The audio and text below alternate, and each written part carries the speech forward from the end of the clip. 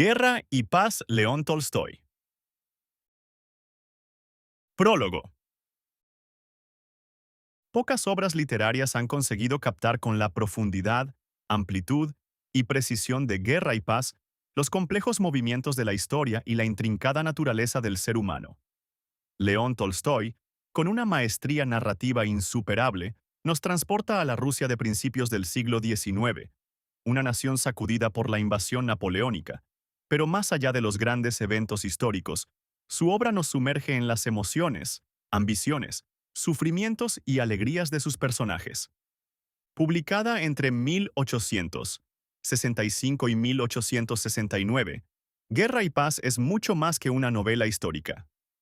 Tolstoy nos invita a reflexionar sobre el destino, el libre albedrío y el sentido de la vida a través de las experiencias de un vasto elenco de personajes que representan todas las capas de la sociedad rusa, desde los aristócratas hasta los soldados, pasando por campesinos y oficiales.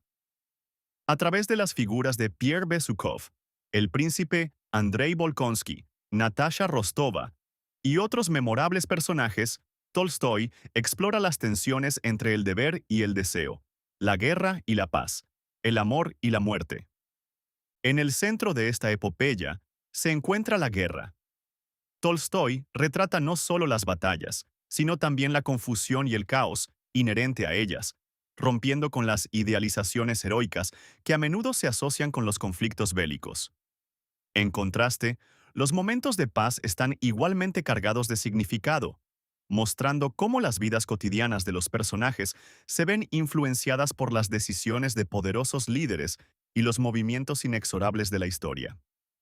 Además de ser un relato sobre los eventos históricos, Guerra y paz nos enfrenta a preguntas esenciales sobre la naturaleza del liderazgo y el impacto de las decisiones individuales en el devenir de las naciones. Tolstoy nos invita a considerar si los grandes hombres realmente controlan el curso de los acontecimientos, o si, en realidad, son las corrientes subyacentes de la sociedad y la historia las que dictan el destino de todos. A lo largo de sus páginas, el lector se hará testigo no solo de batallas y políticas, sino también de escenas de la vida cotidiana, diálogos íntimos y el crecimiento personal de sus protagonistas. Es este equilibrio entre lo épico y lo personal lo que convierte a Guerra y paz en una obra única. Tolstoy logra unir la vastedad de la historia con los detalles más íntimos de la vida humana, creando un tapiz narrativo que trasciende las fronteras del tiempo y el espacio. Leer Guerra y paz es emprender un viaje profundo hacia el alma humana, un viaje que nos obliga a confrontar las grandes preguntas de la existencia, y al mismo tiempo nos ofrece un espejo en el cual ver reflejados nuestros propios anhelos y contradicciones. Dr. Jorge Faymark, Vidovich López. Primera parte. 1. Bien. Desde ahora, Génova y Luca no son más que haciendas, dominios de la familia Bonaparte. No. Le garantizo a usted que si no me dice que estamos en guerra, si quiere atenuar aún todas las infamias, todas las atrocidades de este anticristo, de buena fe, creo que lo es, no querré saber nada de usted. No le consideraré amigo mío ni será nunca más el esclavo fiel que usted dice. Bien, buenos días, buenos días. Veo que le atemorizo. Siéntese y hablemos. Así hablaba en julio de 1805 Ana Pavlovna Scherer, dama de honor y parienta próxima de la emperatriz María Fedorovna, saliendo a recibir a un personaje muy grave, lleno de títulos, el príncipe Basilio, primero en llegar a la velada. Ana Pavlovna tosía hacía ya algunos días. Una gripe, como decía ella. Gripe, entonces, era una palabra nueva y muy poco usada. Todas las cartas que por la mañana había enviado por medio de un lacayo de roja librea decían, sin distinción, si no tiene usted nada mejor que hacer, señor conde, o príncipe, y si la perspectiva de pasar las primeras horas de la noche en casa de una pobre enferma no le aterroriza demasiado, me consideraré encantada recibiéndole en mi palacio entre 7 y 10. Anna Scherer. Dios mío, qué salida más impetuosa, repuso, sin inmutarse por estas palabras el príncipe. Se acercó a Ana Pavlovna, le besó la mano, presentándole el perfumado y resplandeciente cráneo, y tranquilamente se sentó en el diván. Antes que nada, dígame cómo se encuentra mi querida amiga. ¿Cómo quiere usted que nadie se encuentre bien cuando se sufre moralmente? ¿Es posible vivir tranquilo en nuestros tiempos cuando se tiene corazón? Repuso Ana Pavlovna. Supongo que pasará usted aquí toda la velada. Pero, ¿y la fiesta en la embajada inglesa? Hoy es miércoles. He de ir, replicó el príncipe. Mi hija vendrá a buscarme aquí. Y añadió muy negligentemente, como si de pronto recordara algo, cuando precisamente lo que preguntaba era el objeto principal de su visita. ¿Es cierto que la emperatriz madre desea el nombramiento del barón Funke como primer secretario en Viena? Parece que este varón es un pobre hombre. El príncipe Basilio quería para su hijo aquel nombramiento, en el que había un interés particular por concedérselo al varón a través de la emperatriz María Fedorovna. Ana Pavlovna cerró apenas los ojos, en señal de que ni ella ni nadie podía criticar aquello que complacía a la emperatriz. A propósito de su familia, dijo, ¿sabe usted que su hija, desde que ha entrado en sociedad, es la delicia de todo el mundo? Todos la encuentran tan bella como el día. El príncipe se inclinó respetuosa y reconocidamente. Pienso, continuó Ana Pavlovna, después de un momentáneo silencio y acercándose al príncipe, sonriéndole tiernamente, demostrándole con esto que la conversación política había terminado y que se daba entonces principio a la charla íntima. Pienso con mucha frecuencia en la enorme injusticia con que se reparte la felicidad en la vida. ¿Por qué la fortuna le ha dado a usted dos hijos tan excelentes? Dejemos de lado a Anatolio, el pequeño, que no me gusta nada, añadió con tono decisivo, arqueando las cejas. ¿Por qué le ha dado unos hijos tan encantadores? Y lo cierto es que usted los aprecia mucho menos que todos nosotros, y esto porque usted no vale tanto como ellos. Y sonrió con su más entusiástica sonrisa. ¿Qué le vamos a hacer? Lavater hubiera dicho que yo no tengo la protuberancia de la paternidad, replicó el príncipe. Déjese de bromas. ¿Sabe usted que estoy muy descontenta de su hijo menor? Dicho sea entre nosotros, y su rostro adquirió una triste expresión. Se ha hablado de él a su majestad, y se le ha compadecido a usted. El príncipe no respondió, pero ella, en silencio, le observaba con interés, esperando la respuesta. El príncipe Basilio frunció levemente el entrecejo. ¿Qué quiere usted que haga? Dijo por último. Ya sabe usted que he hecho cuanto ha podido hacer un padre para educarlos, y los dos son unos imbéciles. Hipólito, por lo menos, es un abúlico, y Anatolio, en cambio, un tonto bullicioso. Esto es todo. Esta es la única diferencia que hay entre los dos, añadió, con una sonrisa aún más imperativa y una animación todavía más extraña, mientras, simultáneamente, en los pliegues que se marcaban en torno a la boca, aparecía límpidamente algo grosero y repelente. ¿Por qué tienen hijos los hombres como usted? Si no fuese usted padre, no se lo diría, dijo Ana Pavlovna, levantando pensativamente los párpados. Soy su fiel esclavo y a nadie más que a usted puedo confesarlo. Mis hijos son el obstáculo de mi vida, mi cruz. Yo me lo explico así. ¿Qué quiere usted? Y calló, expresando con una mueca su sumisión a la cruel fortuna. 2.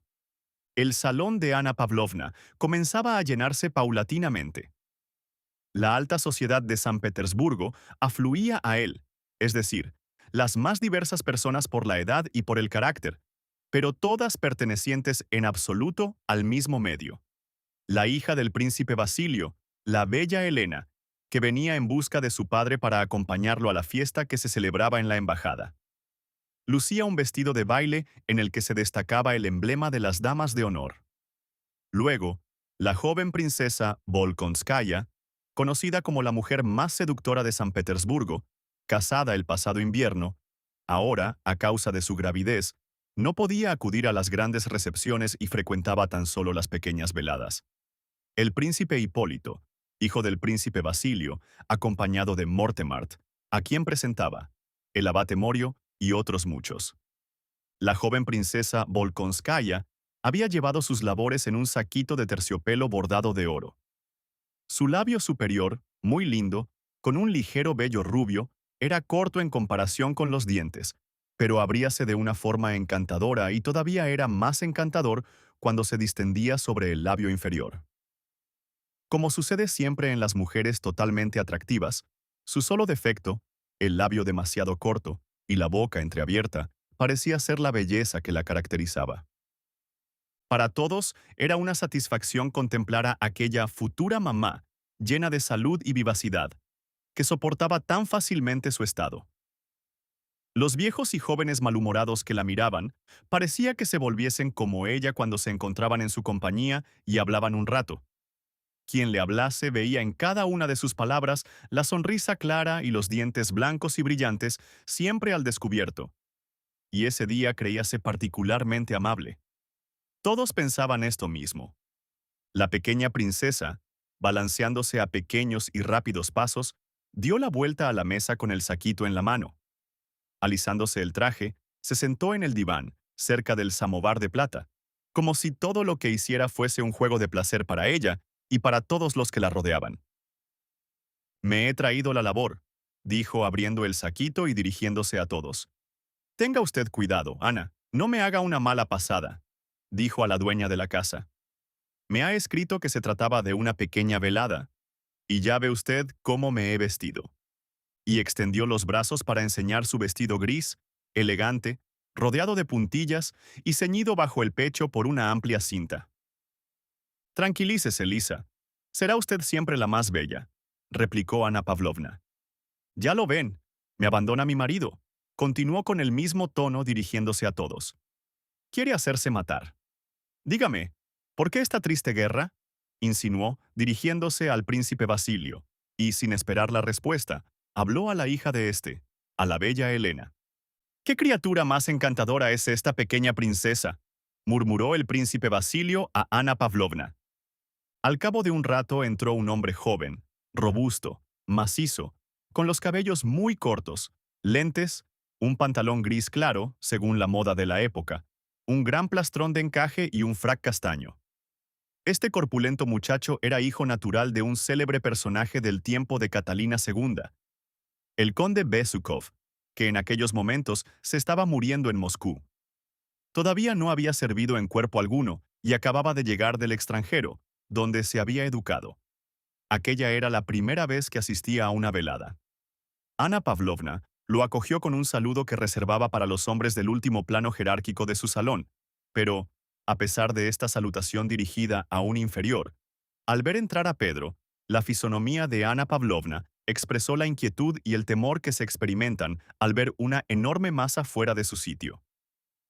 Pedro era, realmente, un poco más alto que los demás hombres que se hallaban en el salón, y, sin embargo, este miedo no lo producía sino la mirada inteligente y, al mismo tiempo, tímida, observadora y franca que le distinguía de los demás invitados. «Señor, ¿es usted muy amable viniendo a ver a una pobre enferma?», dijo Ana Pavlovna. Pedro murmuró algo incomprensible y continuó buscando a alguien con los ojos. Sonrió alegremente, saludando a la pequeña princesa. Ana Pavlovna se detuvo, pronunciando estas palabras. «¿No conoce usted al abate Morio? Es un hombre muy interesante. He oído hablar de sus proyectos de paz eterna. Es muy interesante, en efecto, pero es muy posible que...». «¿Cómo?», dijo Ana Pavlovna por decir algo y reanudar inmediatamente sus funciones de dueña de la casa. Pedro apoyó la barbilla en el pecho y, separando las largas piernas, comenzó a demostrar a Ana Pavlovna por qué consideraba una fantasía los proyectos del abate. «Ya hablaremos después», dijo Ana Pavlovna sonriendo, y, deshaciéndose del joven, que no tenía ningún hábito cortesano, volvió a sus ocupaciones de anfitriona, escuchándolo y mirándolo todo, dispuesta siempre a intervenir en el momento en que la conversación languideciera. Como el encargado de una sección de usos que, una vez ha colocado a los obreros en sus sitios, paséase de un lado a otro y observa la inmovilidad o el ruido demasiado fuerte de aquellos, corre, se para y restablece la buena marcha. Lo mismo Ana Pavlovna, moviéndose en el salón, tan pronto se acercaba a un grupo silencioso como a otro que hablaba demasiado, y, en una palabra, yendo de uno a otro invitado, daba cuerda a la máquina de la conversación, que funcionaba con un movimiento regular y conveniente. Pero, en medio de estas atenciones, veíase que temía sobre todo algo por parte de Pedro. Mirábale atentamente cuando le veía acercarse y escuchar lo que se decía en torno a Mortemart, o se dirigía al otro grupo en que se encontraba el abate. Para él, educado en el extranjero, esta velada de Ana Pavlovna era la primera que veía en Rusia. Sabía que se encontraba reunida allí la flor innata de San Petersburgo, y sus ojos, como los de un niño en una tienda de juguetes, iban de un lado a otro. Tenía miedo de perder la inteligente conversación que hubiera podido escuchar. Observando las expresiones seguras, los ademanes elegantes de los reunidos, esperaba a cada instante algo extraordinariamente espiritual. Por último, se acercó a Morio. La conversación le pareció interesante. Se detuvo y esperó la ocasión de expresar sus pensamientos tal como a los jóvenes les gusta hacerlo. 3. La velada de Ana Pavlovna estaba en su apogeo. Los usos trabajaban regularmente y por doquier producían un ruido continuado. Los invitados formaban tres grupos. Uno de ellos, donde predominaban los hombres, parecía dirigido por el abate. En otro, constituido por jóvenes, encontrábase la encantadora princesa Elena, hija del príncipe Basilio, y la pequeña princesa Volkonskaya, linda y lozana, y tal vez un poco demasiado llena para su edad. En el tercero encontrábanse el vizconde de Mortemart y Ana Pavlovna. El vizconde era un hombre joven, afable, de rasgos y maneras regulares, que visiblemente considerábase una celebridad, pero que, por buena educación, permitía modestamente que la sociedad en que se encontraba se aprovechase de él. Como un buen maître d'hôtel, que sirve como si fuera algo extraordinario y delicado, el mismo plato que rechazaría si lo viese en la sucia cocina, del mismo modo, en esta velada, Ana Pavlovna servía a sus invitados, primero al vizconde y después al abate, como delicados y extraordinarios manjares. En el grupo de Mortemart hablábase del asesinato del duque de Enghien. Decía el vizconde que el duque había muerto a causa de su magnanimidad y añadía que la cólera de Bonaparte tenía un especial motivo. Ah, veamos. Cuéntenos eso, vizconde, dijo Ana Pavlovna con alegría, considerando que esta frase sonaba un poco a Luis XV. Cuéntenos eso, vizconde. El vizconde se inclinó en señal de respeto y sonrió amablemente. Ana Pavlovna hizo cerrar el círculo en torno al vizconde e invitó a todos a escuchar el relato. El vizconde ha sido amigo personal de Monseñor, bisbiceó Ana Pavlovna a uno de los invitados. El vizconde es un parfait conteur, dijo a otro. ¿Cómo se conoce al hombre habituado a la buena compañía?, añadió a un tercero. Y el vizconde era servido a la reunión bajo el más elegante y ventajoso aspecto para él, como un rosbif sobre un plato caliente, rodeado de verdura. Venga usted aquí, querida Elena, dijo Ana Pavlovna a la bella princesa, que sentada un poco más lejos, formaba el centro del otro grupo. La princesa Elena sonrió y se levantó con la misma invariable sonrisa de mujer absolutamente hermosa con que había entrado en el salón. Con el ligero rumor de su leve vestido de baile con adornos de felpa, deslumbradora por la blancura de sus hombros y el esplendor de sus cabellos y de sus diamantes, cruzó entre los hombres, que le abrieron paso, rígida, sin ver a nadie, pero sonriendo a todos como si concediese a cada uno el derecho de admirar la belleza de su aspecto, de sus redondeados hombros, de su espalda, de su pecho, muy escotado, según la moda de la época, y con su gracioso caminar se acercó a Ana Pavlovna. Elena era tan hermosa que no solamente no veíase en ella una sombra de coquetería, sino que, al contrario, parecía que se avergonzase de su indiscutible belleza, que ejercía victoriosamente sobre los demás una influencia demasiado fuerte. Hubiérase dicho que deseaba, sin poder conseguirlo, amenguar el efecto de su hermosura. «Es espléndida», decían todos los que la veían. El vizconde, como inculpado por algo extraordinario, se encogió de hombros y bajó los ojos, mientras ella se sentaba ante él y le iluminaba con su invariable sonrisa. «Señora, me siento cohibido ante tal auditorio», dijo con una sonrisa, inclinando la cabeza. La princesa se apoyó en el brazo desnudo y torneado, y no creyó necesario responder una sola palabra. Esperaba sonriendo. Durante toda la conversación permaneció sentada, rígida, mirando tan pronto a su magnífico y ebúrneo brazo, que se deformaba por la presión sobre la mesa, como a su pecho, todavía más espléndido, sobre el que descansaba un collar de brillantes.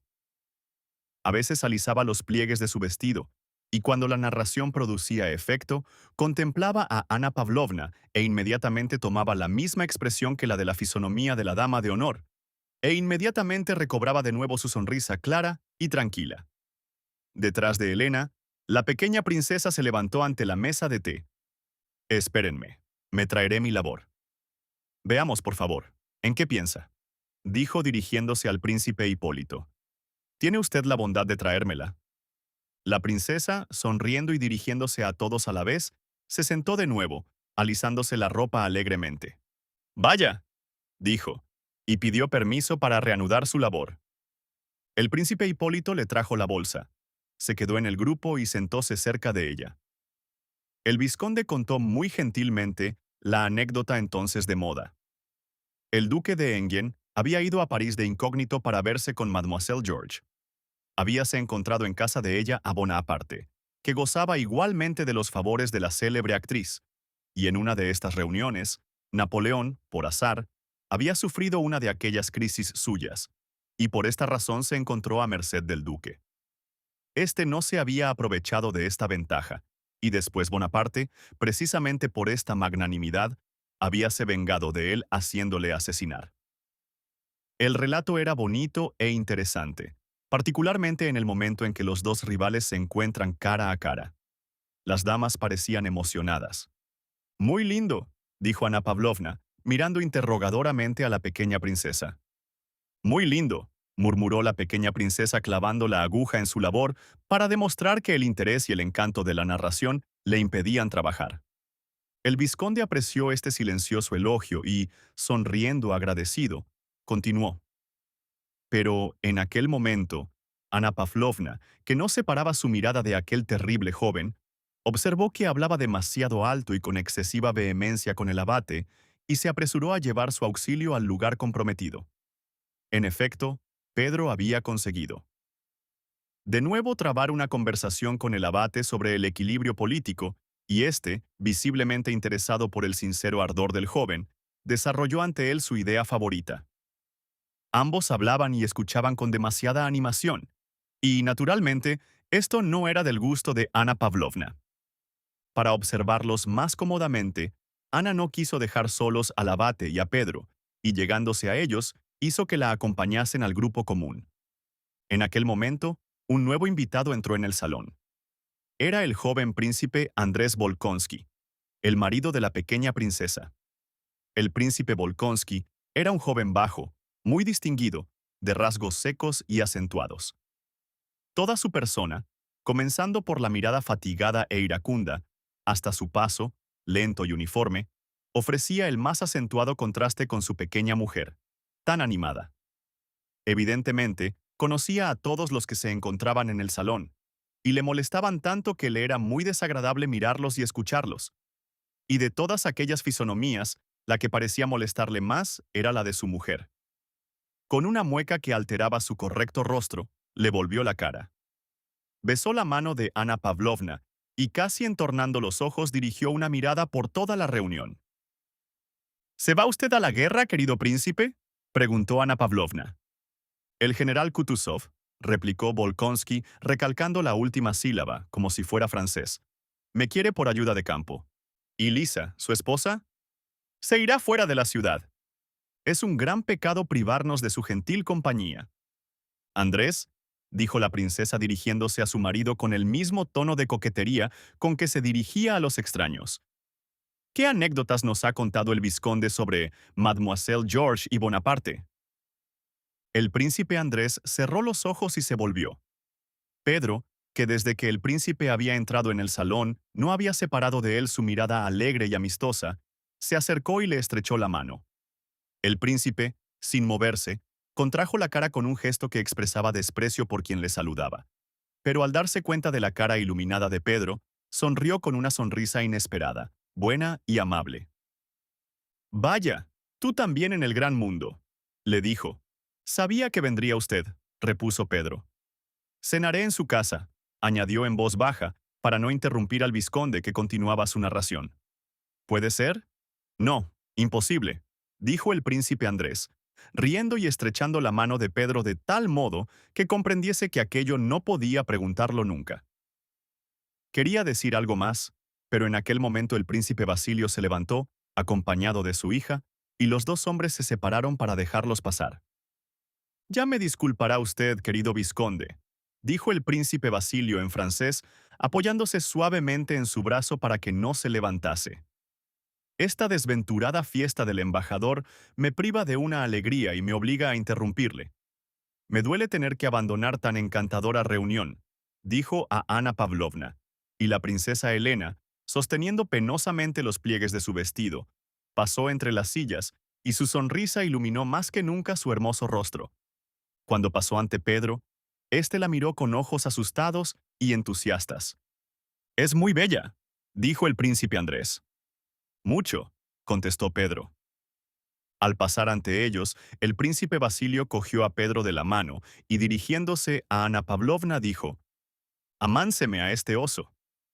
Hace un mes que no sale de casa, y esta es la primera vez que le veo en sociedad. Nada hay tan indispensable a los jóvenes como la compañía de las mujeres inteligentes». 4.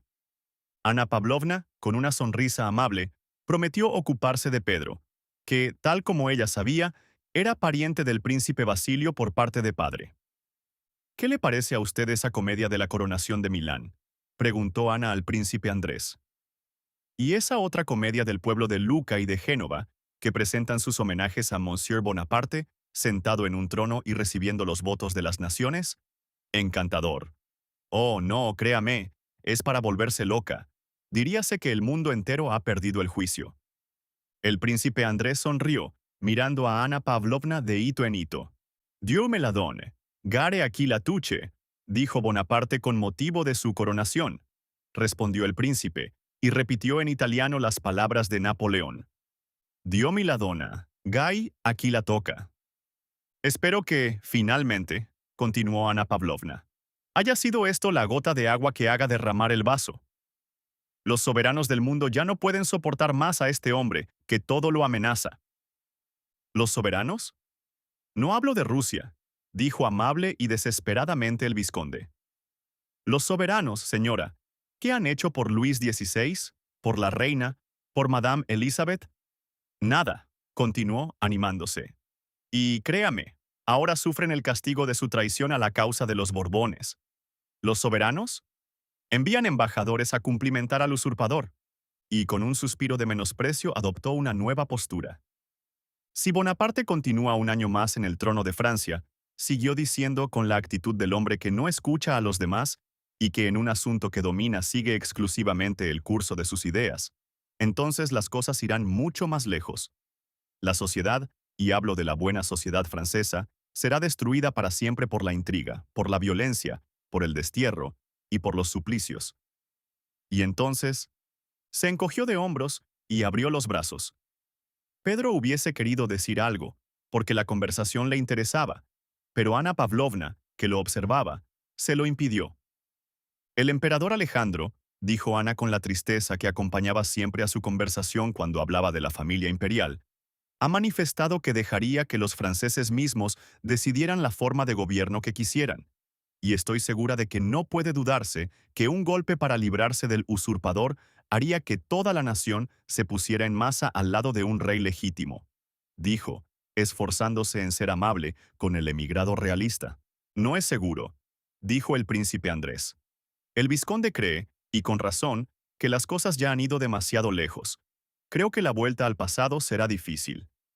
«Por lo que he oído», dijo Pedro, que se mezcló en la conversación alegremente, «casi toda la nobleza se ha puesto al lado de Bonaparte». «Eso lo dicen los bonapartistas», respondió el vizconde sin mirarle. «Es difícil en estos momentos conocer la opinión pública en Francia. Bonaparte lo ha dicho», objetó el príncipe Andrés con una sonrisa. Evidentemente, le disgustaba el vizconde, y, sin responderle directamente, las palabras estaban dirigidas a él. «Les he mostrado el camino de la gloria», añadió después de un breve silencio, repitiendo de nuevo las palabras de Napoleón. «No han querido seguirlo. Les he abierto las puertas de mis salones y se han precipitado en ellos en masa. No sé hasta qué punto tiene derecho a decirlo. Hasta ninguno, repuso el vizconde. Después del asesinato del duque, hasta los hombres más parciales han dejado de mirarlo como a un héroe. Lo ha sido para cierta gente, continuó dirigiéndose a Ana Pavlovna. Después del asesinato del duque, hay un mártir más en el cielo y un héroe menos en la tierra. Ana Pavlovna y los demás no habían tenido tiempo aún de aceptar con una sonrisa de aprobación las palabras del vizconde cuando Pedro se lanzaba de nuevo a la conversación. Ana Pavlovna, a pesar de presentir que iba a decirse algo extemporáneo, no pudo detenerle. El suplicio del duque de Enghien, dijo Pedro, era de tal modo una necesidad de Estado que, para mí, precisamente la grandeza de alma está en que Napoleón no haya vacilado en cargar sobre sí la responsabilidad de este acto. Dios mío, murmuró aterrorizada Ana Pavlovna. Es decir, Monsieur Pedro, ¿consideráis que el asesinato es una grandeza de alma? Dijo la pequeña princesa sonriendo y acercándose la labor. ¡Ah! ¡Oh! Exclamaron varias voces. ¡Capital! Dijo en inglés el príncipe Hipólito, comenzando a golpearse las rodillas. El vizconde contentóse con encogerse de hombros. Pedro miraba triunfalmente a su auditorio por encima de los lentes. Hablo así, continuó, porque los Borbones han vuelto la espalda a la revolución y han dejado al pueblo en la anarquía. Únicamente Napoleón ha sabido comprender a la revolución y vencerla. Y por eso, por el bien común, no podía detenerse ante la vida de un hombre. ¿No quiere usted pasar a esta mesa?, preguntó Ana Pavlovna. Mas Pedro continuó su discurso sin responder. No, dijo, animándose cada vez más. Napoleón es grande porque se ha impuesto por encima de la revolución, de la cual ha reprimido los abusos y ha conservado todo lo que tenía de bueno: la igualdad de los ciudadanos, la libertad de la palabra y prensa, y solamente por esto ha conquistado el poder. Si hubiera conseguido el poder sin valerse del asesinato y lo hubiese devuelto al rey legítimo, entonces sí se le habría reconocido como un gran hombre, replicó el vizconde. No podía hacerlo. El pueblo le ha dado el poder para que le quitase de encima a los Borbones y porque veía en él a un gran hombre. La revolución ha sido una gran obra, continuó Pedro, demostrando por esta proposición audaz y provocativa su extremada juventud y el deseo de decirlo todo sin reservas. Una gran obra la revolución y el asesinato de los reyes. Después de esto... Pero, ¿no quiere usted pasar a esta mesa?, repitió Ana Pavlovna. Contrato social, dijo el vizconde con una sonrisa amable. No hablo de la ejecución del rey. Hablo de las ideas. Sí, las ideas de pillaje, de homicidio y de crimen de vuesa majestad. Interrumpió de nuevo la voz irónica. Cierto que fueron excesos, pero hay algo más que esto. Lo importante está en el derecho del hombre, en la desaparición de los prejuicios, en la igualdad de los ciudadanos. Y Napoleón ha mantenido estas ideas íntegramente.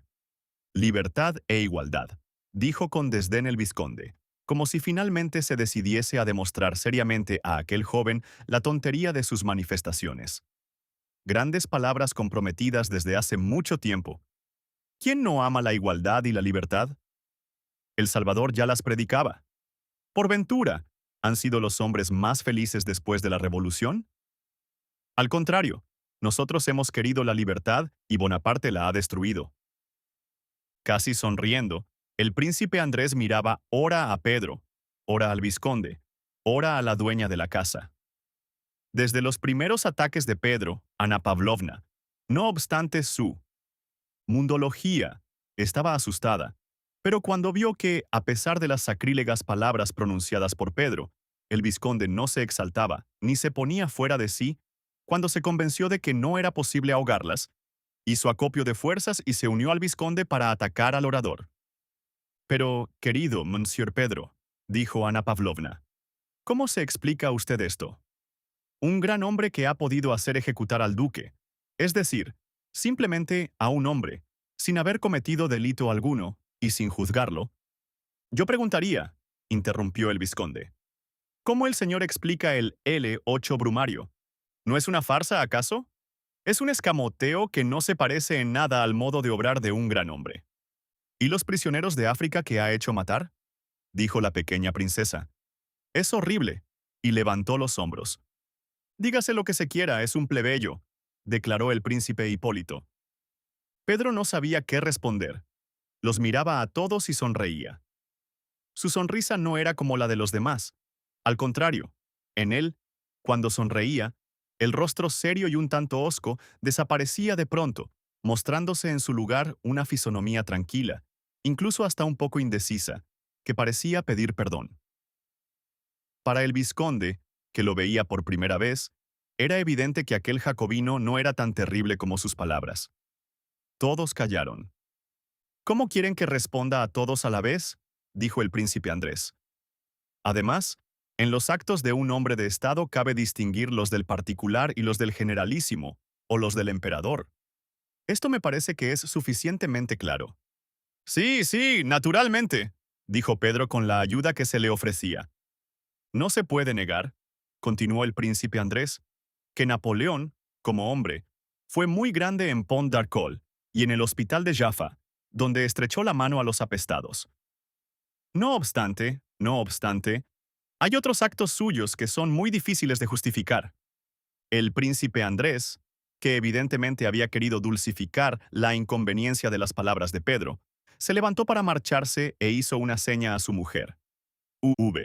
Comenzaron los invitados a retirarse, agradeciendo a Ana Pavlovna la deliciosa velada. Pedro era alto, macizo, tosco, con unas enormes manos coloradas. No sabía entrar en un salón, y mucho menos salir de él. Es decir, no sabía decir unas cuantas palabras agradables antes de retirarse. Además, era distraído. Cuando se levantó, en lugar de coger su sombrero, cogió el tricornio del general, adornado con plumas, y movió bruscamente estas hasta que el general le rogó que se lo devolviera. Pero esta distracción y el defecto de no saber entrar en un salón, ni conversar, neutralizábase por una expresión de bondad, de sencillez y de modestia. Ana Pavlovna se dirigió a él y, expresándole con cristalina dulzura el perdón por su acometividad, le saludó diciéndole: «Espero volver a verle, pero también espero que modificará sus opiniones, querido Monsieur Pedro». Él no contestó. Se inclinó tan solo y de nuevo mostró a todos su sonrisa, que nada daba a entender, pero que quizá quisiera decir esto: «Las opiniones son las opiniones, y ya habéis visto que soy un buen muchacho». Y todos, incluso Ana Pavlovna, involuntariamente, lo comprendían. El príncipe Andrés pasó al recibidor. Mientras volvía la espalda al criado que le ayudaba a ponerse la capa, escuchaba con indiferencia la charla de su mujer con el príncipe Hipólito, que también se encontraba en el recibidor. El príncipe Hipólito hallábase al lado de la bella princesa grávida y la contemplaba con insistencia a través de sus impertinentes. «Estoy contentísimo de no haber ido a casa del embajador», dijo Hipólito. «Aquello es un aburrimiento, una velada deliciosa, deliciosa, esta, ¿verdad? Dicen que el baile estará muy animado», explicó la princesa moviendo los labios, cubiertos de rubio vello. «Acudirán a él todas las mujeres bonitas». «No todas, si usted no va», replicó el príncipe Hipólito con risa alegre. Y cogiendo el chal de manos del criado, él mismo lo colocó sobre los hombros de la princesa. Por distracción o voluntariamente, no era posible saberlo. No retiró las manos de los hombros hasta mucho después que el chal estuviera en su sitio. Hubiérase dicho que abrazaba a la princesa.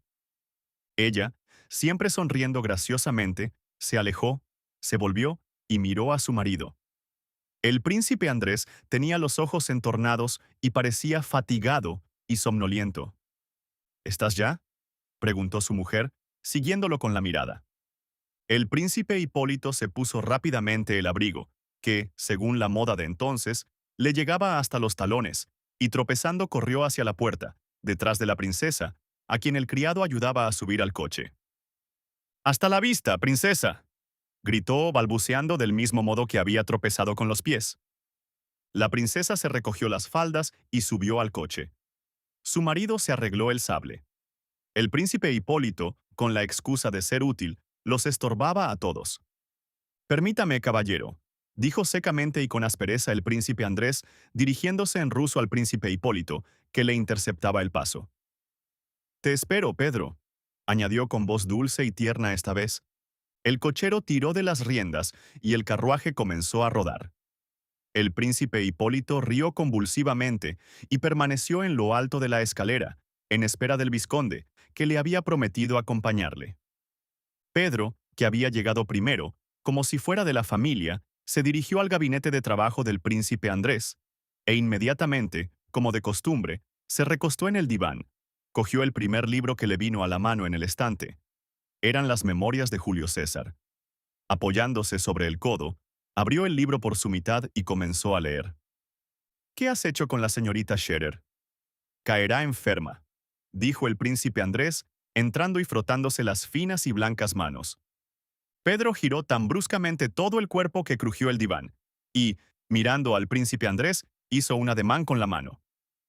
«No, este abate es muy interesante, pero no ve las cosas tal como son. Para mí, la paz universal es posible, pero no sé cómo decirlo, pero esto no traerá nunca el equilibrio político». Veíase claramente que al príncipe Andrés no le interesaba esta abstracta conversación. «Amigo mío, no puede decirse en todas partes lo que se piensa. Y bien, ¿has decidido algo? ¿Ingresarás en el ejército o serás diplomático?», preguntó el príncipe tras un momento de silencio. Pedro se sentó con las piernas cruzadas sobre el diván. «¿Quiere usted creer que todavía no lo sé? No me gusta ni una cosa ni otra, pero hay que decidirse. Tu padre espera». A los 10 años, Pedro había sido enviado al extranjero con un abate preceptor, y había permanecido allí hasta los 20. Cuando regresó a Moscú, el padre prescindió del preceptor y dijo al joven: «Ahora vete a San Petersburgo, mira y escoge. Yo consentiré en lo que sea. Aquí tienes una carta para el príncipe Basilio, y dinero. Cuéntamelo todo, ya lo ayudaré». 3 meses hacía que Pedro se ocupaba en elegir una carrera y no se decidía por ninguna. El príncipe Andrés hablaba de esta elección. Pedro se pasaba la mano por la frente. «Estoy seguro de que debe de ser masón», dijo, pensando en el abate que le habían presentado durante la velada. «Todo eso son tonterías», le contestó, interrumpiéndole de nuevo, el príncipe Andrés. «Más vale que hablemos de tus cosas. ¿Has ido a la guardia montada?» «No, no he ido. Pero he aquí lo que he pensado. Quería decirle a usted lo siguiente. Estamos en guerra contra Napoleón. Si fuese a la guerra por la libertad, lo comprendería y sería el primero en ingresar en el ejército. Pero ayudar a Inglaterra y a Austria contra el hombre más grande que ha habido en el mundo, no me parece bien».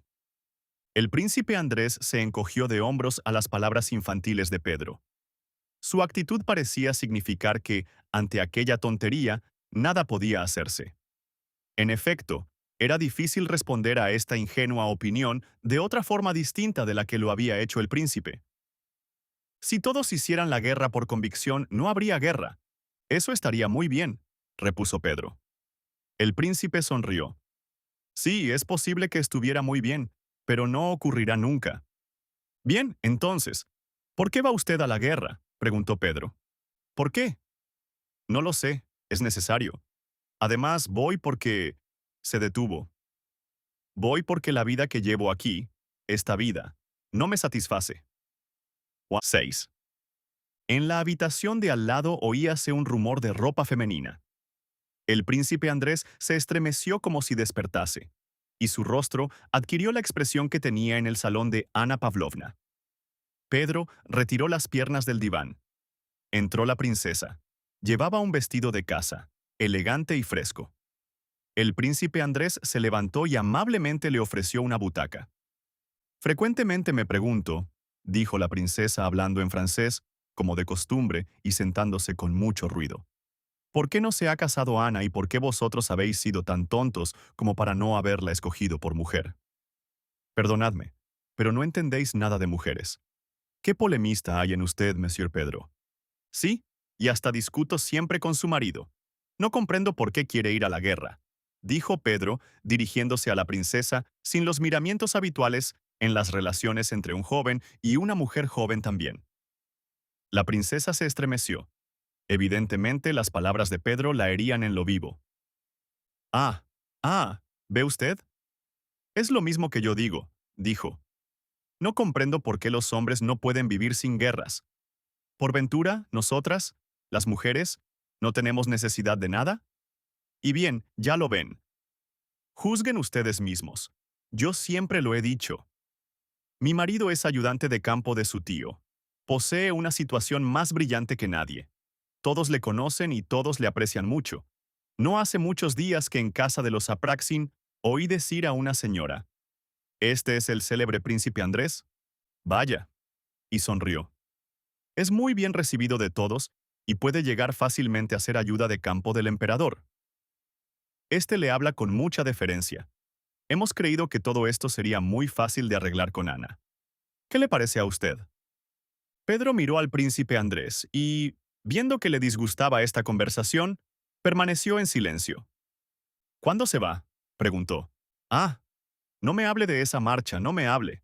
No quiero oír hablar de ello, dijo la princesa, con el tono caprichoso que tenía cuando hablaba con Hipólito en el salón, pero que contrastaba visiblemente en un círculo de familia del cual Pedro era uno de los miembros.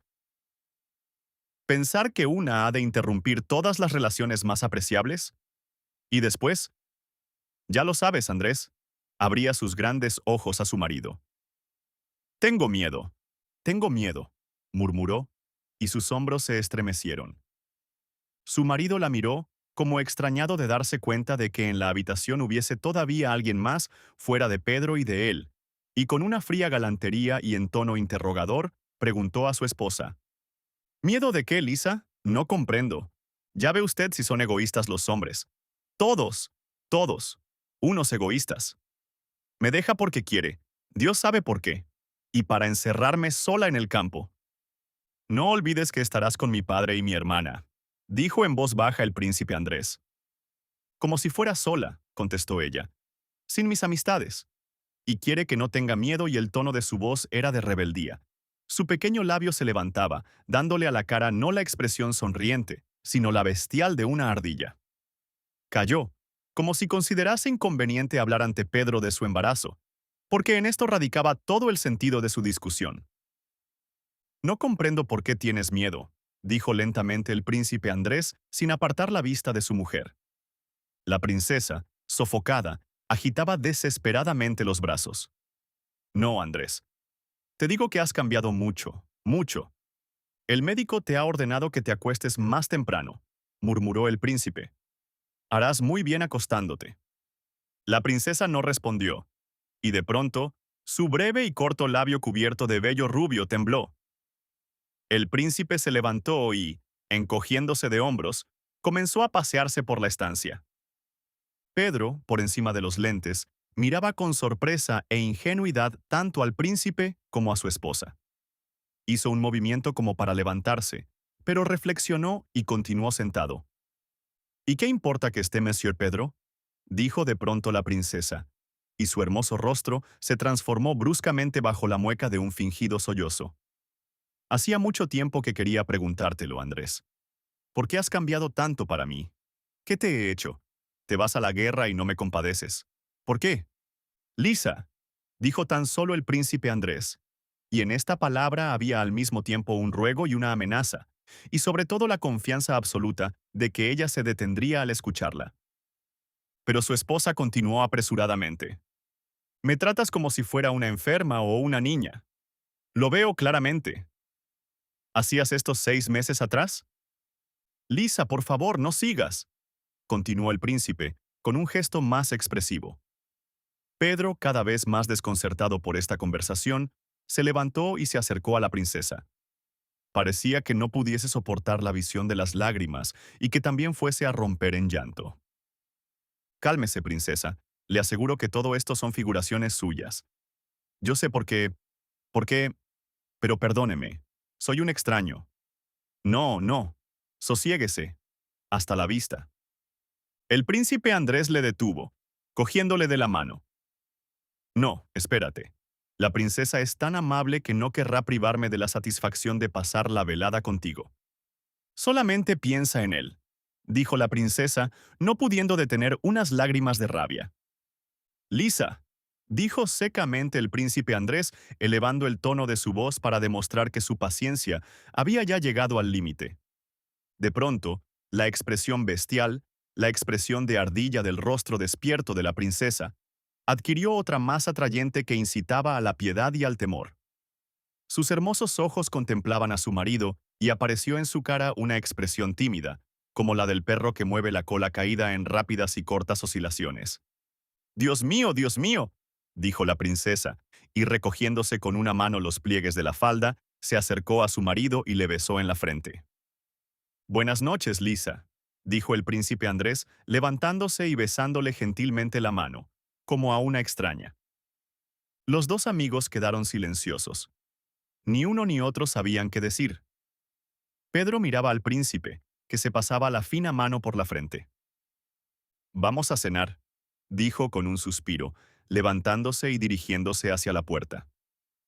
Entraron en el comedor, amueblado recientemente, rico y elegante. Todo, desde la vajilla hasta la plata y el cristal, tenía ese sello particular de cosa nueva que se advierte en las casas de los recién casados. A mitad de la cena, el príncipe se apoyó sobre la mesa. Tenía un aire de enervamiento que Pedro no había observado nunca en él. Y como un hombre que desde hace mucho tiempo tiene el corazón lleno de amargura y se decide finalmente a desahogarse, comenzó a hablar. No te cases nunca, Pedro, nunca. Es el consejo que te doy. No te cases nunca antes de haberte preguntado a ti mismo si has hecho cuanto has podido antes de dejar de querer a la mujer elegida, antes de verla tal como es. Pedro se quitó los lentes y su rostro cambió, apareciendo entonces más lleno de bondad. Miró a su amigo, estupefacto. Mi esposa, continuó el príncipe Andrés, es una mujer admirable. Es una de esas pocas mujeres con las que un hombre está tranquilo por lo que respecta a su honor. Pero, Dios mío, ¿qué daría yo por no estar casado?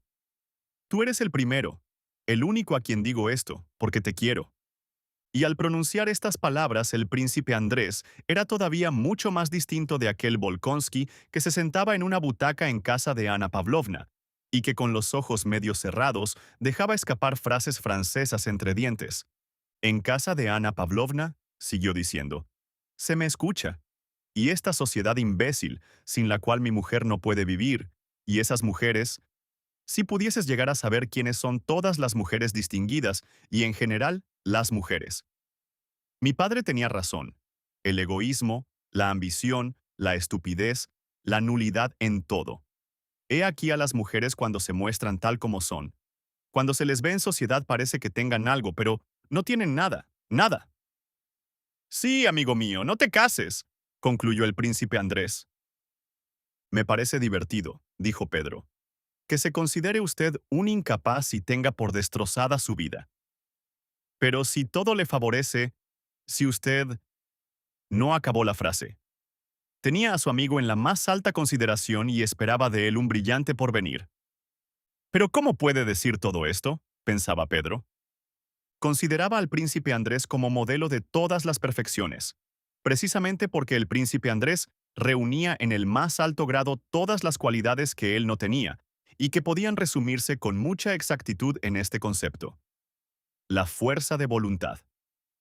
Pedro admirábase siempre de la capacidad del príncipe Andrés, de su comportamiento con toda clase de hombres, de su memoria extraordinaria, de todo lo que había leído.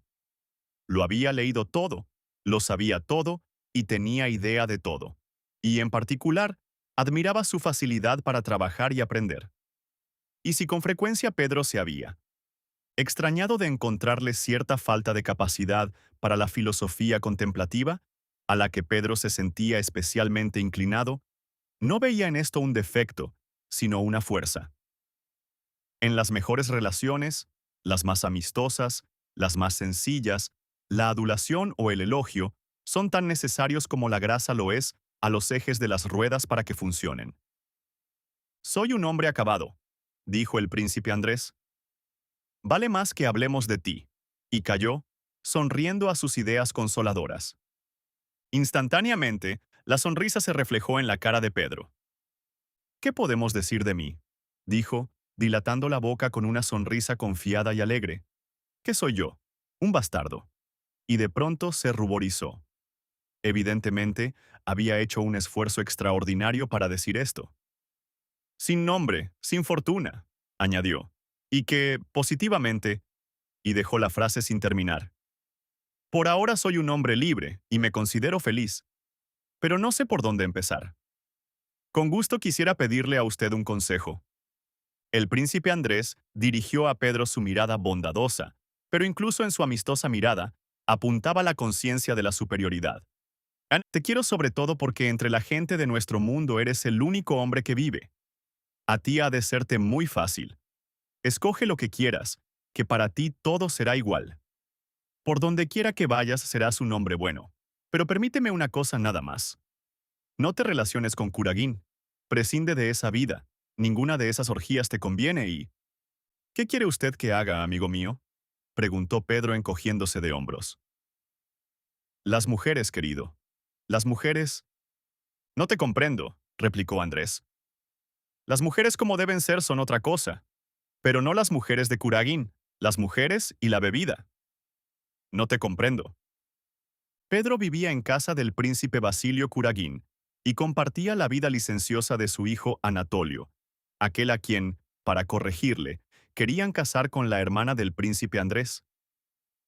¿Sabe usted, dijo Pedro, como si se le ocurriese repentinamente una idea luminosa, que hace mucho tiempo que pienso en esto seriamente? Con esta vida no puedo reflexionar ni decidir nada. La cabeza me da vueltas y no tengo dinero. Hoy me ha invitado, pero no iré. ¿Me lo prometes? Mi palabra de honor. 7. En casa de los Rostov se celebraba la fiesta de las dos Natalias, la madre y la hija menor.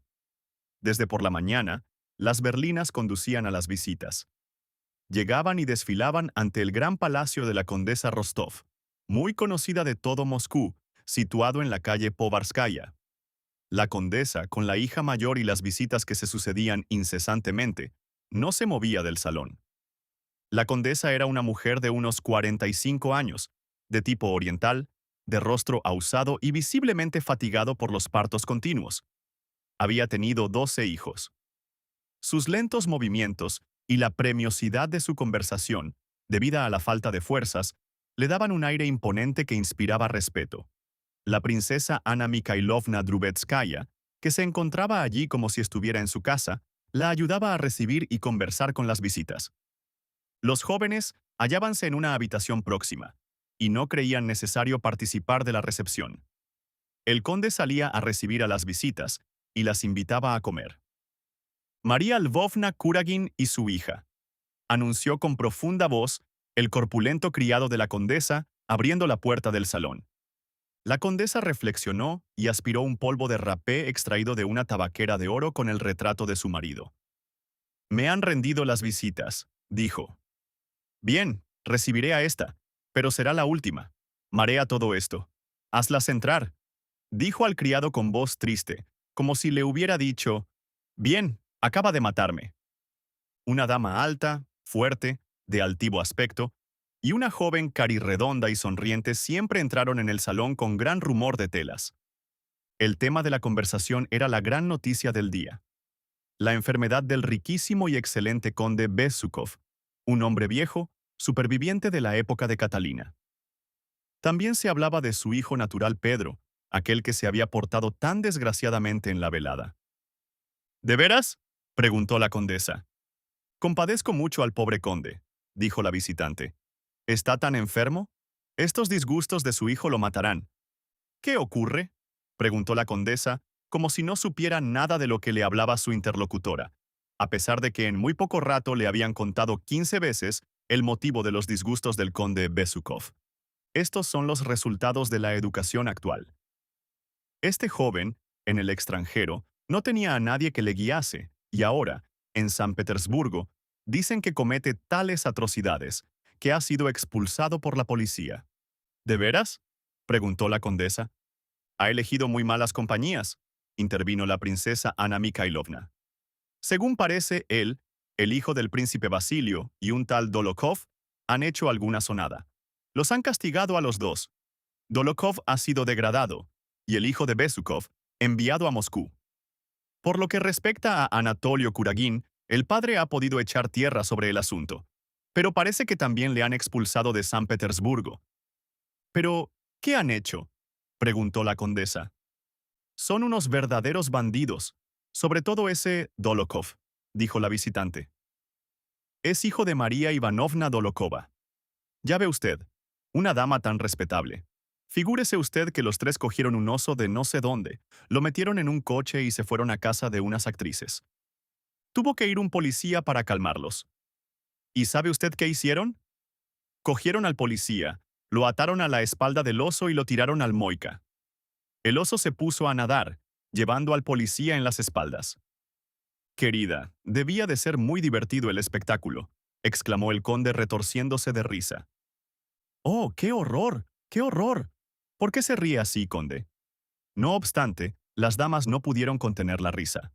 Fue muy difícil salvar a aquel desgraciado, continuó la visitante. Y, ya ve usted, el hijo del príncipe Cirilo Vladimirovich Besukov se divierte de este modo, añadió. Lo han educado bien, tan inteligente como decían que era. Ya ve usted a dónde nos conduce la educación en el extranjero. Supongo que aquí, a pesar de su fortuna, no le recibirá nadie. Querían presentármelo, pero me he negado en absoluto. Tengo 2 hijas. ¿Por qué dice usted que este joven es tan rico?, preguntó la condesa mirando de soslayo a las 2 jóvenes, que inmediatamente hicieron ver que no escuchaban. El conde Besukov solamente tiene hijos naturales. Parece que Pedro es también hijo natural. La visitante hizo un ademán. Creo que tiene 20 hijos naturales. ¿Y qué joven se conservaba aún el año pasado?, dijo la condesa. Daba gusto verlo. Pues ahora está muy cambiado, dijo Ana Mikhailovna. Pero vea usted lo que quería decir, continuó. Por parte de su mujer, el príncipe Basilio es el heredero directo, pero el viejo quiere mucho a Pedro. Se ha ocupado de su educación. Ha escrito al emperador de modo que nadie sabe cuándo muera, y está tan enfermo que se espera suceda esto de un momento a otro, puesto que Lorraine, el doctor, ha venido de San Petersburgo. ¿Quién de los dos será el poseedor de esta enorme fortuna? ¿Pedro o el príncipe Basilio? 4.000 almas y muchos millones. Lo sé muy bien, porque el mismo príncipe Basilio me lo ha dicho. Y Cirilo Vladimirovich es pariente mío por parte de madre. Es padrino de Boris, añadió, como si no diese ninguna importancia a este hecho. El príncipe Basilio llegó ayer a Moscú. Dicen que va en viaje de inspección, dijo la visitante. Sí, pero entre nosotras ya se puede decir, interrumpió la princesa. Esto es un pretexto. Ha venido para ver al príncipe Cirilo Vladimirovich, porque sabe que está enfermo. Pero, vaya querida, ha sido una buena jugada, dijo el conde. Y observando que la visitante no le escuchaba, se dirigió a las jóvenes. Ya veo la cara del policía. ¿Cómo me hubiera reído si lo hubiese visto? Y suponiendo cómo debía mover los brazos el policía, rompió de nuevo a reír, con risa sonora y profunda, que conmovía su cuerpo repleto, tal como suelen hacerlo los hombres que han comido bien, y sobre todo, han bebido copiosamente. Así pues, si ustedes lo desean, comeremos en nuestra casa, dijo. 8. Se extinguió la conversación. La condesa miraba a la princesa con una sonrisa amable, sin ocultar, sin embargo, que no la molestaría poco ni mucho que se levantase y se fuera. La hija de la visitante alisábase ya los pliegues del vestido y miraba interrogadoramente a su madre, cuando de pronto, desde la habitación vecina, cercana a la puerta, se oyó el ruido que hacían unos jóvenes al correr, seguido del de unas sillas movidas violentamente y caídas luego, y apareció en el salón una muchacha de 13 años que, escondiéndose algo bajo la corta falda de muselina, detúvose en medio de la sala.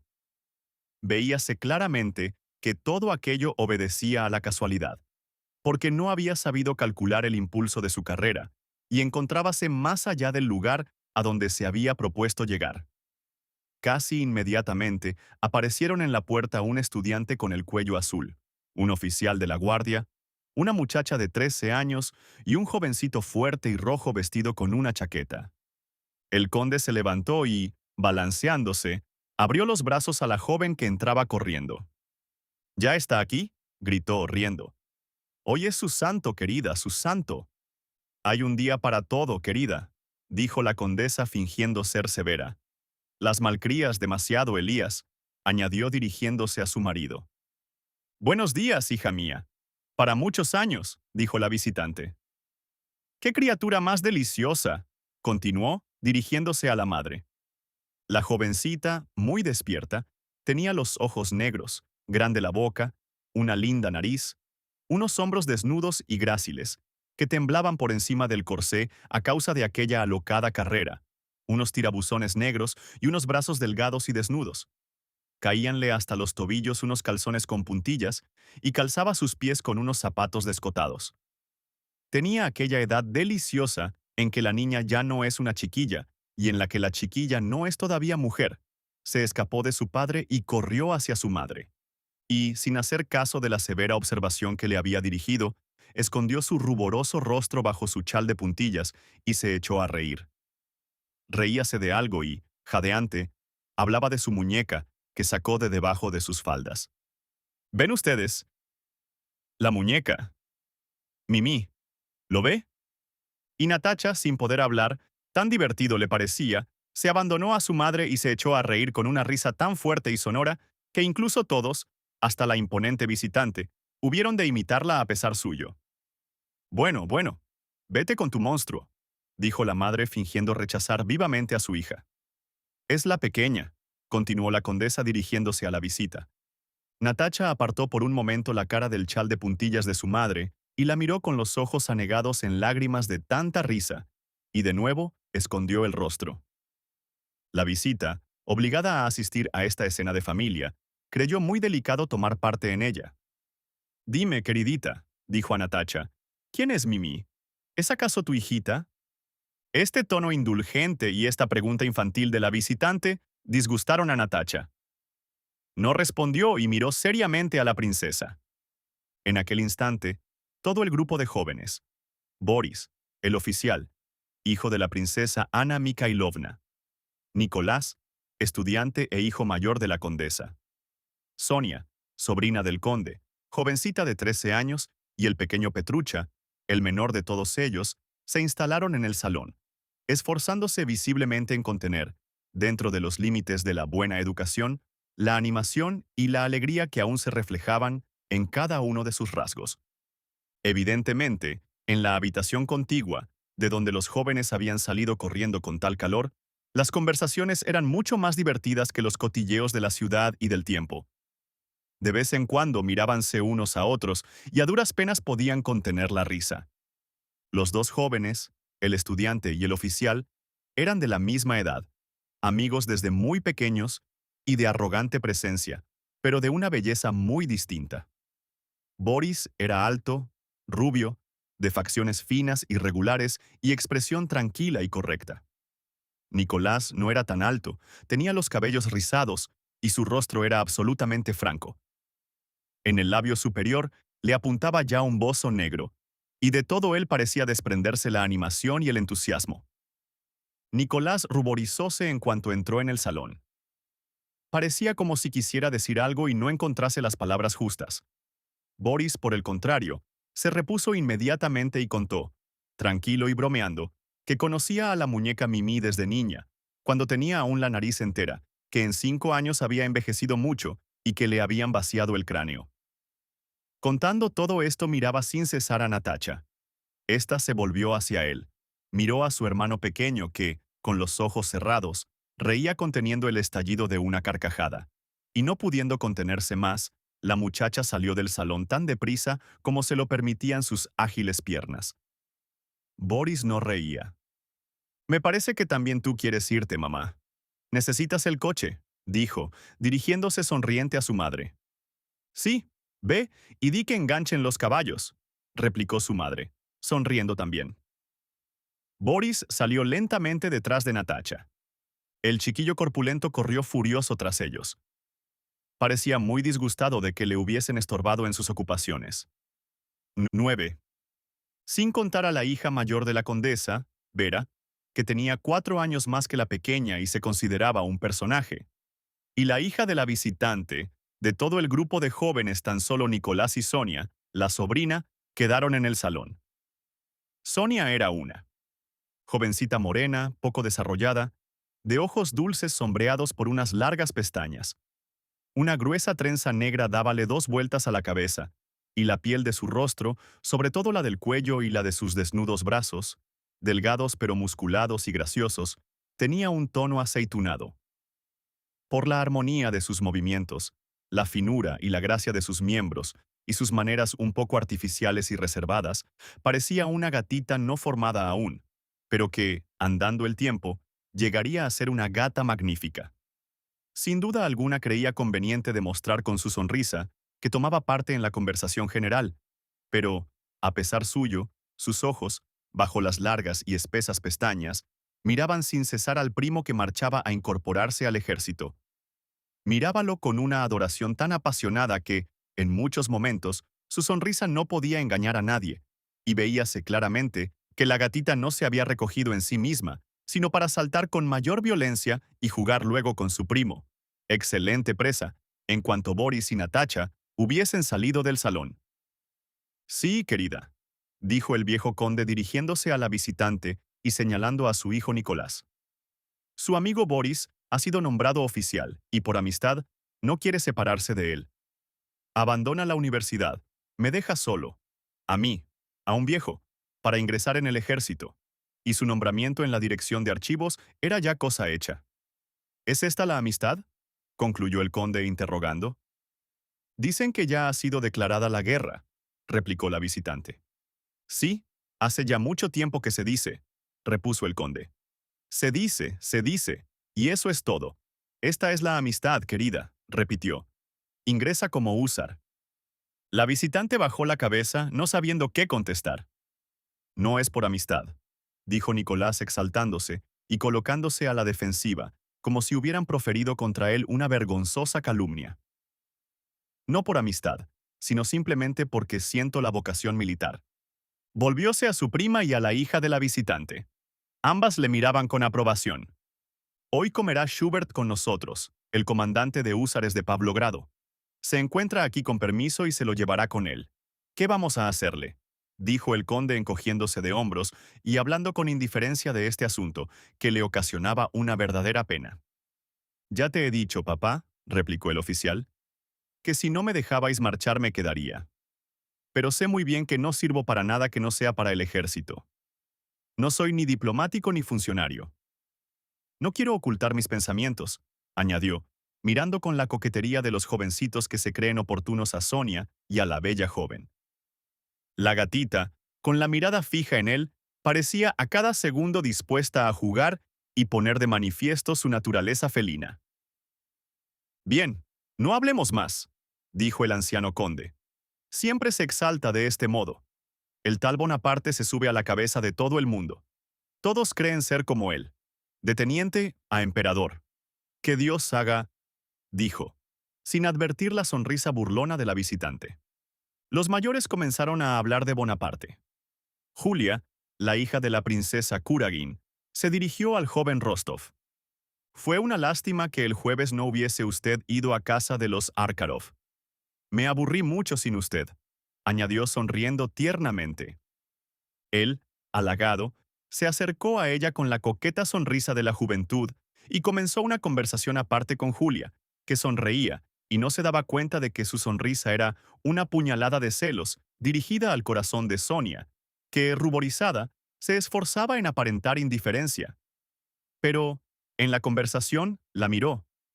Sonia le lanzó una mirada rencorosa y apasionada, y conteniendo violentamente sus lágrimas, con una sonrisa indiferente en los labios, se levantó y salió de la sala.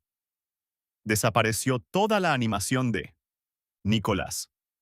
Esperó el primer intervalo en la conversación y, con la inquietud reflejada en el semblante, salió también de la sala en busca de Sonia. X. Cuando Natacha salió de la sala, corrió hasta el invernadero. Una vez allí, se detuvo y escuchó las conversaciones del salón mientras esperaba a Boris. Comenzaba ya a impacientarse, a patear el suelo y a sentir violentos deseos de llorar porque no aparecía inmediatamente, cuando se oyó el rumor de los pasos, ni premiosos ni rápidos, pero seguros, del joven. Natacha echó a correr entonces y se escondió tras los arbustos. Boris se detuvo en el centro del invernadero. Con la mano se sacudió el polvo del uniforme. Acercóse luego al espejo y contempló en él su arrogante figura. Natacha le miraba desde su escondite, observando todos sus movimientos.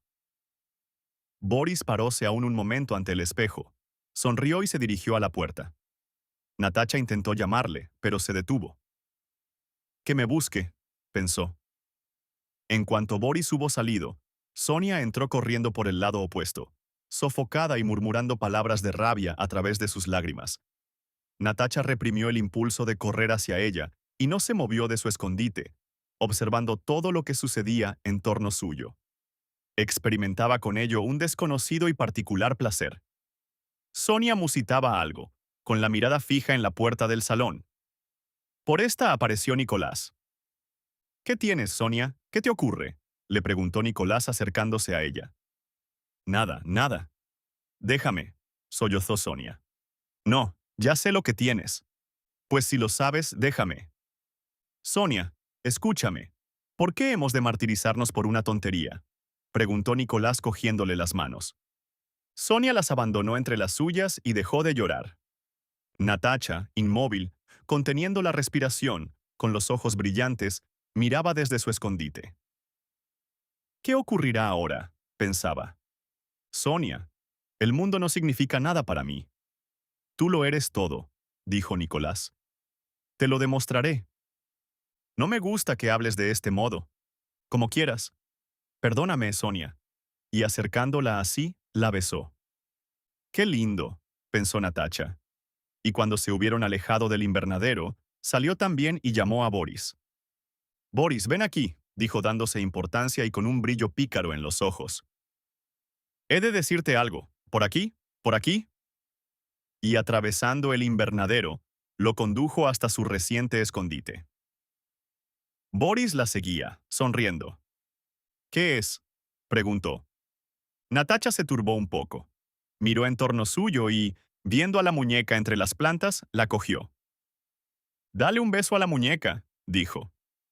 Boris, con una tierna mirada de extrañeza, contempló su animado rostro y no contestó. «¿No quieres? Pues ven aquí». Y, acomodándose entre los cajones, tiró la muñeca. Más cerca», murmuraba. Cogió el brazo del oficial. En su rostro enrojecido leíase la emoción y el miedo. «¿Y no quieres dármelo a mí?», susurró en voz muy baja, mirando al suelo, llorando y sonriendo a la vez a causa de la emoción contenida. Boris se ruborizó. «Qué extraña eres», dijo inclinándose hacia ella, ruborizándose todavía más, pero sin atreverse a nada y esperando. Natacha saltó sobre un macetero, de modo que su rostro quedase a la altura del de Boris. Abrazándolo con sus brazos delgados y desnudos en torno al cuello, lanzó hacia atrás sus cabellos con un movimiento de cabeza y le besó en los labios. Se deslizó por el lado opuesto del macetero, bajó la cabeza y se detuvo ante Boris. «Natacha», dijo este, «ya sabes que te quiero, pero ¿estás enamorado de mí?», le interrumpió Natacha. «Sí, pero te ruego que no volvamos a hacer nunca más esto que hemos hecho ahora. Aún nos faltan 4 años. Entonces te pediré a tus padres». Natacha reflexionó. 13, 14, 15, 16, dijo contando con sus ahusados dedos. «Está bien, de acuerdo». Y una sonrisa alegre y confiada iluminó su radiante fisonomía. «De acuerdo», repitió Boris. «¿Para siempre?», añadió ella. «¿Hasta la muerte?». Y ofreciéndole el brazo, con el rostro resplandeciente de felicidad, abandonaron lentamente el invernadero. 11.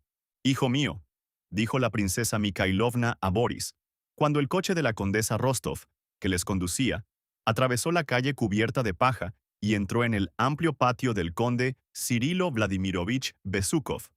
«Hijo mío, sé amable y escucha con complacencia. El conde Cirilo Vladimirovich es tu padrino. De él depende tu carrera. Acuérdate, hijo mío, sé tan amable como puedas, como sepas serlo». Terminó la madre, sacando la mano de debajo de su apolillada capa y apoyándola, con tierno y tímido ademán, sobre el brazo de su hijo.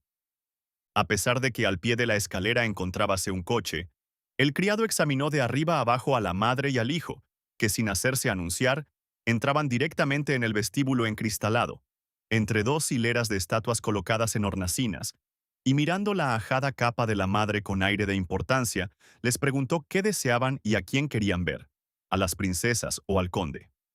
Al responderle que al conde, dijo que aquel día su excelencia se encontraba peor y que no recibiría a nadie. «Ya podemos marcharnos entonces», dijo el hijo en francés. «Hijo mío», dijo la madre, suplicante, apoyando de nuevo su mano sobre el brazo de su hijo. Como si este contacto pudiera calmarlo o excitarlo, Boris cayó y, sin quitarse el abrigo, miró a su madre interrogadoramente. «Amigo mío», dijo con voz dulce Ana Mikhailovna, dirigiéndose al criado. «Sé que el conde Cirilo Vladimirovich está muy enfermo. Por esto hemos venido. Soy parienta suya. No molestaré a nadie. Pero he de ver al príncipe Basilio. Sé que está aquí. Anúncienos, por favor». El criado tiró del cordón de la campanilla y se volvió con rostro adusto. «La princesa Drubetskaya desea ver al príncipe Basilio Sergeyevich», gritó al criado de casaca, medias y zapatos que estaba en lo alto de la escalera. La madre se arregló tan bien como pudo su vestido de seda teñida, se miró en un espejo de Venecia que había en la pared y resuelta, con sus toscos zapatos, emprendió el alfombrado camino de la escalera. «Hijo mío, me lo has prometido», dijo a su hijo, tocándole de nuevo el brazo. Boris continuaba dócilmente mirando al suelo. Entraron en una sala, una de cuyas puertas daba a las habitaciones del príncipe Basilio. Mientras la madre y el hijo, parados en medio de la sala, se dirigían a un criado que se levantó del rincón en que se hallaba sentado, para preguntarle el camino, giró el pomo metálico de una de las puertas, y el príncipe Basilio, con un batín de terciopelo acolchado y luciendo una sola condecoración, salió, despidiendo a un caballero de cabellos grises y de buen aspecto. Este caballero era el célebre doctor Lorraine, de San Petersburgo. «¿Así todo es inútil?», preguntó el príncipe. «Príncipe, errare humanum est». «No obstante», respondió el doctor con voz nasal y pronunciando estas palabras latinas con acento francés. «Muy bien. Muy bien». Al percatarse de la presencia de Ana Mikhailovna y de su hijo, el príncipe Basilio despidió al doctor con un saludo y silenciosamente pero con aire interrogador, se acercó a los recién llegados. El hijo se dio cuenta de que los ojos de su madre expresaban espontáneamente un dolor profundo, y sin querer, sonrió imperceptiblemente. «¿En qué momentos más tristes nos volvemos a ver, príncipe? ¿Y nuestro querido enfermo?», preguntó, como si no se diera cuenta de la mirada fría y molesta de que era objeto. El príncipe Basilio la miró interrogadoramente, y después a Boris. Este saludó correctamente. Sin devolverle el saludo, el príncipe Basilio se volvió a Ana Mikhailovna y respondió a su pregunta con un movimiento de cabeza y de labios que quería decir: «Pocas esperanzas». «¿De veras?», exclamó Ana Mikhailovna. «Ah, es terrible. Horroriza pensarlo. Es mi hijo», añadió señalando a Boris. «Quería darle a usted las gracias personalmente». De nuevo Boris se inclinó con gentileza. «Créame, príncipe, el corazón de una madre no olvidará nunca lo que ha hecho usted por nosotros. Estoy muy contento de haber podido servirla, mi querida Ana Mikhailovna», dijo el príncipe Basilio, componiéndose el lazo de la corbata y mostrando con el ademán y con la voz que en Moscú, ante su protegida Ana Mikhailovna, su importancia era mucho más grande que en San Petersburgo en la velada de Anna Scherer. «Procure cumplir con su deber y hacerse digno de su nombramiento», añadió dirigiéndose severamente a Boris. «Me sentiré muy satisfecho de ello. ¿Se encuentra usted aquí con permiso?», preguntó con tono indiferente. «Excelencia, estoy aguardando la orden de incorporarme a mi destino», repuso Boris, sin mostrarse molesto por el tono rudo del príncipe, ni tampoco deseoso de entrar en conversación, pero sí tan respetuoso y tranquilo que el príncipe le miró fijamente. «¿Vive usted con su madre?». «Vivo en casa de la condesa Rostov», dijo Boris, añadiendo un nuevo «Excelencia». «Es Ilya Rostov, casado con Natalia Chinchina», dijo Ana Mikhailovna. lo sé, repuso el príncipe con su voz monótona. No he podido comprender nunca cómo Natalia se decidió a casarse con ese oso malcriado, una persona absolutamente estúpida y ridícula. Según dicen, un jugador. Pero muy buen hombre, príncipe, replicó Anna Mikhailovna, sonriendo discretamente, como si quisiera dar a entender que el conde Rostov merecía esta opinión, pero que, a pesar de todo, quería ser indulgente con aquel pobre viejo. ¿Qué dicen los médicos?, preguntó después de un breve silencio. Y su lacrimoso rostro expresó de nuevo una pena profunda. Pocas esperanzas, contestó el príncipe. Y tanto como me hubiera gustado agradecer a mi tío por última vez sus bondades para conmigo y para con Boris. Es su ahijado, añadió con tono como si esta noticia hubiese de alegrar extraordinariamente al príncipe Basilio. El príncipe reflexionó y frunció el entrecejo. Anna Mikhailovna comprendió que temía encontrarse con una rival en el testamento del conde Besukov, e inmediatamente se apresuró a tranquilizarle. Quiero mucho y estoy muy agradecida a mi tío, dijo con tono confiado y negligente. Conozco muy bien su noble y recto carácter, pero si las princesas quedan solas, todavía son jóvenes. Inclinó la cabeza y añadió en voz baja. ¿Ya se ha preparado, príncipe? Estos últimos momentos son preciosos. No le haría daño alguno, pero si está tan mal, debe prepararse. Príncipe, nosotras, las mujeres, sonrió tiernamente.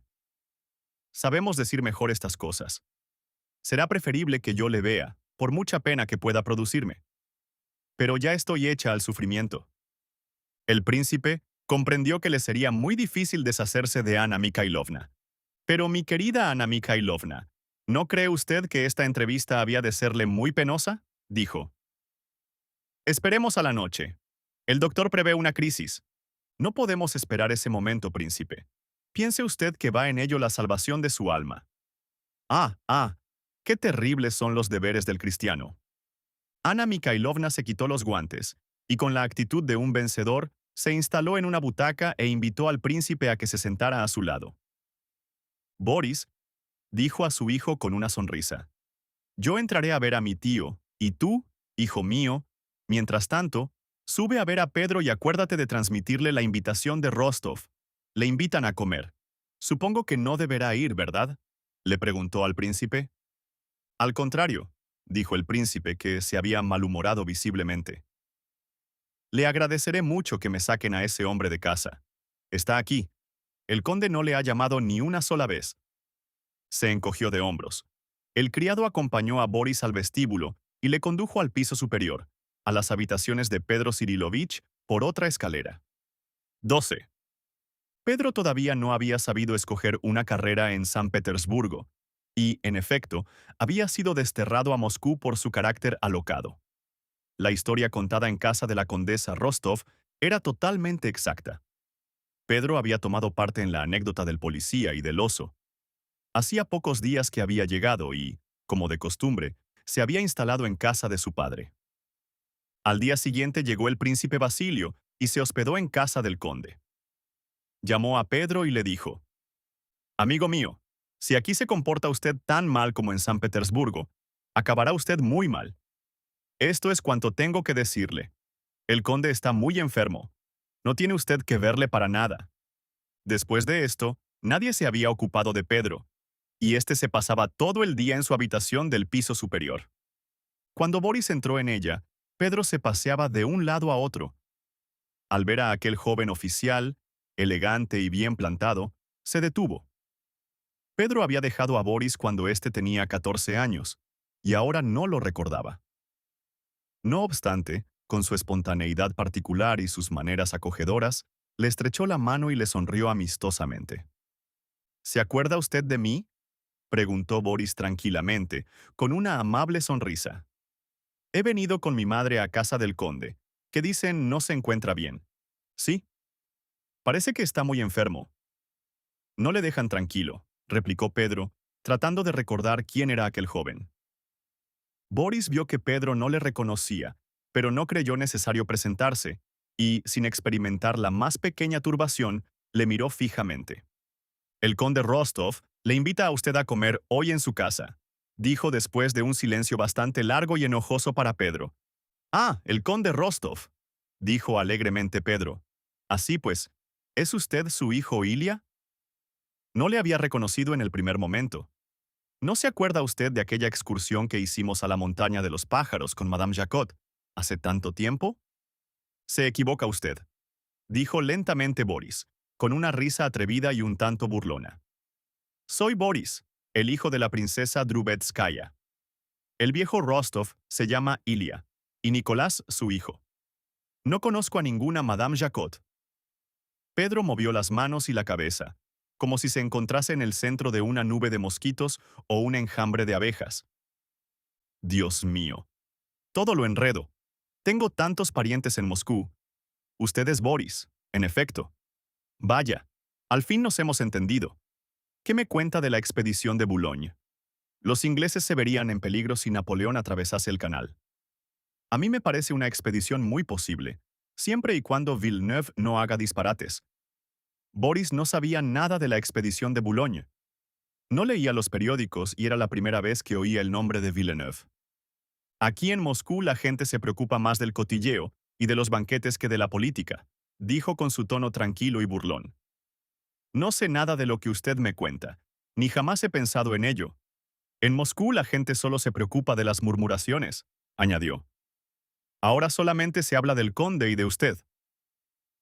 Pedro sonrió con aquella sonrisa suya tan bondadosa, como si temiese que su interlocutor dijera algo de que hubiera de arrepentirse. Pero Boris hablaba limpia, clara y secamente, mirando a Pedro a los ojos. En Moscú no puede hacerse otra cosa que murmurar, continuó. Todos se preguntan a quién dejará el conde su fortuna, aun cuando pueda vivir más tiempo que todos nosotros, lo que yo, lealmente, deseo de todo corazón. Sí, todo esto es muy lamentable, dijo Pedro.